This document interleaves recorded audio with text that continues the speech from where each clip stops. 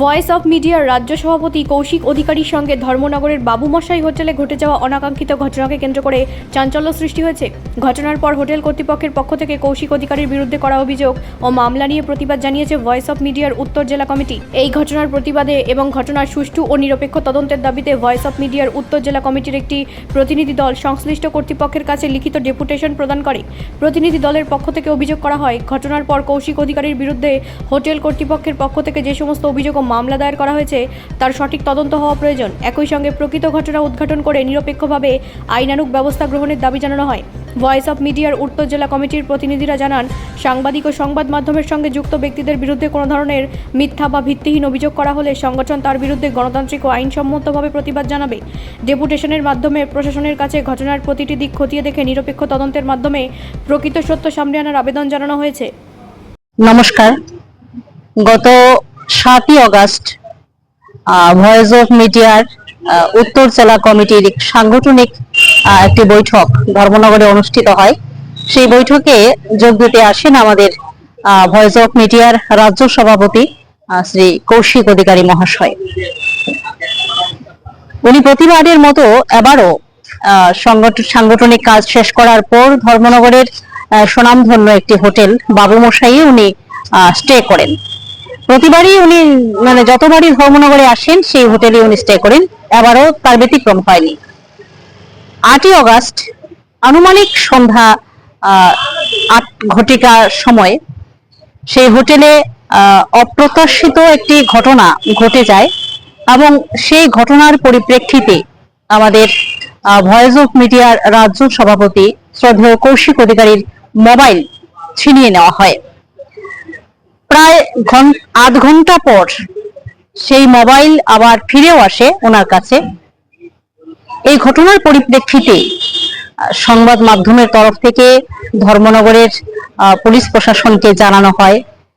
যথাসময়ে পুলিশ সেখানে উপস্থিত হন, বিষয়টি খতিয়ে দেখেন এবং এই ঘটনার পর আমাদের সংগঠনের রাজ্য সভাপতি উনি ধর্মনগর পিএসে একটি এফআইআর করেন। এই এফআইআর এর পরে উনি সেই হোটেলে ফিরে যাননি। উনি নিরাপত্তাহীনতায় ভুগছিলেন বলে উনি অপর একটি হোটেলে স্টে করেন।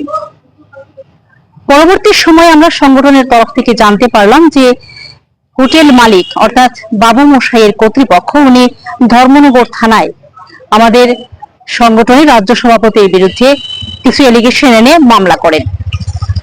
আমাদের প্রশ্ন হচ্ছে যে এলিগেশন গুলি উনি এনেছেন তার মধ্যে একটা এলিগেশন হলো যে ঘটনার দিন আমাদের রাজ্য সভাপতি নাকি নেশাগ্রস্ত অবস্থায় ছিলেন এবং উনি হোটেল কর্তৃপক্ষের কাছে সেই ঘটনাটা ধামাচাপা দেওয়ার জন্য উনি টাকা ডিমান্ড করেন। এইসব কিছু অনৈতিক এলিগেশন উনি আনেন।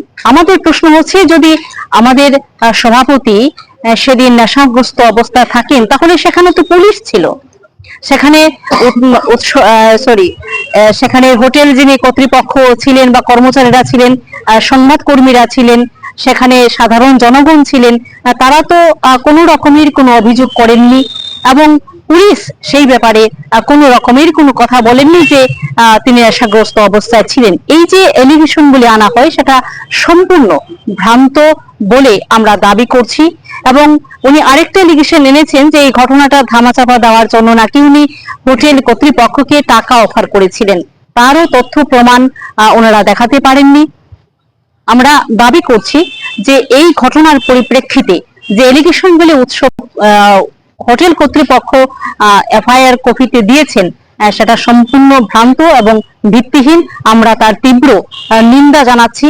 আমরা এই ঘটনার সুষ্ঠু তদন্ত হবার জন্য আজকে ধর্মনগর থানায় আমরা একটি ডেপুটেশন প্রদান করি। সেই ডেপুটেশনের ফলে আমাদের ধর্মনগর থানার যিনি ওসি সাহেবা আছেন উনি আশ্বাস দিয়েছেন যে সুষ্ঠু তদন্তের মাধ্যমে উনি আসল ঘটনা উদ্ঘাটন করবেন এবং সুষ্ঠু মীমাংসার পথে আইনি পথে উনি হাঁটবেন। নমস্কার। ব্যুরো রিপোর্ট, রাষ্ট্রীয় প্রসার বাংলা।